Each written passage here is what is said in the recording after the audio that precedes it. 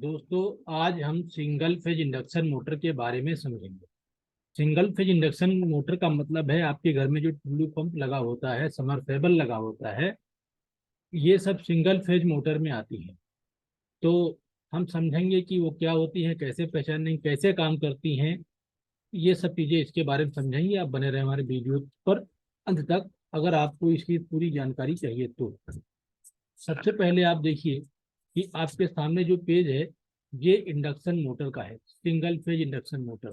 कैसे पहचानेंगे, ये देखिए इसमें कैपेसिटर लगा हुआ है। ये कैपेसिटर है। तो कैपेसिटर जिसमें लगा होता है सिंगल फेज होती है, थ्री फेज में कैपेसिटर नहीं लगा होता। इंडक्शन मोटर में इस तरीके से पट्टियां लगी होती हैं, नालियां बनी होती हैं, यहाँ ऊपर जो आप देख रहे हैं उभरी हुई। और ये कवर है, इसके नीचे फैन है इसके अंदर जो चलता है और हवा देता है। इन नालियों से हवा गुजरती है जिससे कि मोटर की गर्मी कम होती है। और ये येलो कलर का शाफ्ट है, ये घूमता है। और ये टर्मिनल बॉक्स से यहाँ पर कनेक्शन करे जाते हैं। तो ये था आपका इंडक्शन मोटर। फिर आप समझिएगा कि सिंगल फेज इंडक्शन मोटर क्या होती है और कैसे बनती है, इसका उपयोग कहाँ कहाँ पर होता है। आपके सामने जो चित्र है, ये इंडक्शन मोटर के स्टेटर का है। ये स्टेटर है इंडक्शन मोटर का। और आप देख रहे हैं इसके अंदर कि ये बाइंडिंग है जो ब्राउन कलर की है, कापर बाइंडिंग है। ये कापर बाइंडिंग हमारा नंगा तार नहीं होता है, इस पर वर्निश चढ़ी हुई होती है। और इसके अंदर जो खांचे हैं, इसके अंदर एक माइका पेपर भरा हुआ होता है ताकि ये एक खांचा दूसरे खांचे से कभी टच ना हो, कोई वायर एक वायर दूसरे वायर से टच ना हो। और ये जो बाहरी छोर है, ये बाहरी किनारा है, इसको योक कहा जाता है। योग का काम है कि वो मैग्नेटिक पाथ को प्रोवाइड कराता है। चुंबकीय फ्लक्स इन्हीं से होकर, इसी पाथ से होकर ऐसे फ्लो करता है। और ये जो स्टेटर की पत्तियां हैं, ये लेमिनेटेड सिलिकॉन की बनी होती हैं। सिलिकॉन हमारा चुंबकीय पदार्थ है, लेकिन ये सॉफ्ट चुंबकीय पदार्थ है जो कि नरम लोहे का होता है। नरम इसको कहते हैं, नरम। यानी इसका जो मैग्नेटिक हिस्टैरिसीस लूप होता है वो कम होता है। रेजिडुअल मैग्नेटिज्म इसका बहुत ही कम होता है, इसलिए हमेशा इसी का बनाया जाता है। कोई भी इलेक्ट्रिकल चीज बनाते हैं तो जिसमें मैग्नेट हो, हम सिलिकॉन स्टील का ही बना लेते हैं। इसका रेजिडुअल मैग्नेटिज्म बहुत कम होता है, इसलिए इसको बनाते हैं। इस इंडक्शन मोटर में लगने वाला जो रोटर है, ये आपका रोटर होता है जो कि स्क्वायरल केज टाइप का है और ये सिलेंडर टाइप का है। इसमें आप देखिए कि ये खांचे बने हुए हैं, थोड़ा स्क्यूड है यानी तिरछे है।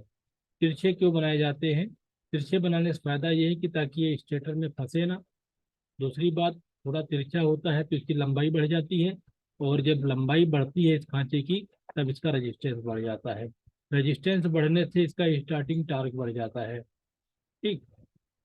तो इस तरीके से ये आपने देखा कि ये रोटर घूमने वाला है और ये स्क्वायरल केज रोटर है, पिंजरा टाइप का होता है।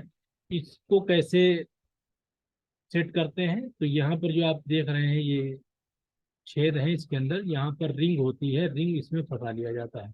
एक रिंग इसमें डालेंगे, इसी के सामने यहाँ पर रिंग इसमें डालेंगे, यानी पूरे को सीरीज में कनेक्ट कर देंगे इसको।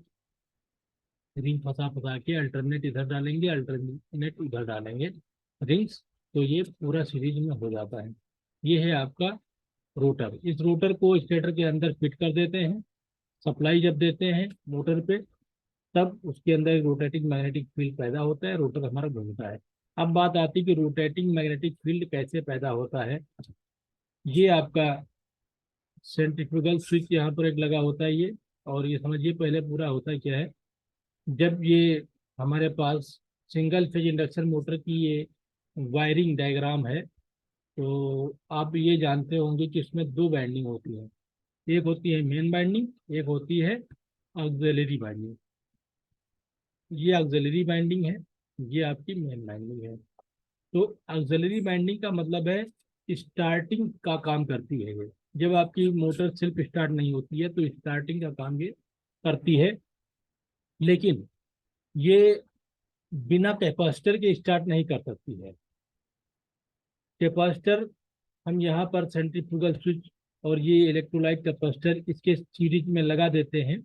लगाने से फायदा क्या होता है, जब हम इसको नहीं लगाते हैं तो हमारा वोल्टेज, ये हमारा वोल्टेज लाइन है एक्स एक्सिस पर, और इसी एक्स एक्सिस पर हमारा ये जो मैग्नेटाइजिंग करंट है ये होना चाहिए, लेकिन यहाँ पर ये जो कॉइल है, कॉइल की वजह से ये लैग कर जाता है, इस वोल्टेज से ये लैग करता है 5 m डिग्री से। तो 5 m डिग्री से लैग करता है, ये 90 हो सकता है, 70 हो सकता है, 60 हो सकता है, जितना हमारे पास इस कॉइल की वैल्यू होगी वैसा ही ये लैग करेगा। तो जब ये लैग कर गया, यहाँ से मान लीजिए 70% लैग कर गया, 70 डिग्री या 65 डिग्री लैग कर गया, तो फिर एक कैपेसिटर यहाँ पर लगा देते हैं जो कि करंट को लीड कराता है। करंट को इसने लीड करा दिया यहाँ से, ये देखिए ये करंट है जो कैपेसिटर के थ्रू लीड कराई गई है। ये करंट हमारी यहाँ पे लीक कर गई थी, ये लैग कर गई थी और ये हमारी लीड कर गई। तो करंट का जो ओवरऑल हमारा डिफरेंस है वो आपका ये है, ये आपका रिजल्टेंट करंट है। तो वोल्टेज और करंट के बीच में थोड़ा सा डिफरेंस आ गया। जब वोल्टेज करंट के बीच में थोड़ा डिफरेंस आएगा तब हमारे पास रोटेटिंग मैग्नेटिक फील्ड बनेगा। रोटेटिंग मैग्नेटिक फील्ड बनेगा तब ये घूमेगा, और ये जो रोटर है हमारा ये घूमने लगता है और हमारी मोटर चलने लगती है। आप सोचिएगा कि इसका कनेक्शन कैसे होता है। तो सबसे पहले हम न्यूट्रल और फेज लाते हैं, एमसीबी में लगाएंगे। एमसीबी के बाद में जो ये टर्मिनल होंगे, आप देखिएगा कि जो सिंगल फेज होता है उसके टर्मिनल बॉक्स में इस तरीके से U1 U2 V1 V2 बने होते हैं और RCS ये सब बना होता है।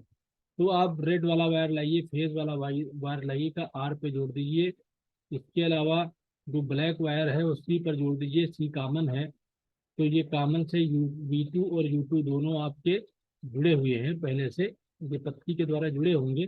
आपको सिर्फ जोड़ना इतना है कि इस रेड वाले को आर से जोड़िएगा और जो कैपेसिटर का कनेक्शन है U1 से और V1 से जोड़ दीजिए, आपका कनेक्शन हो गया।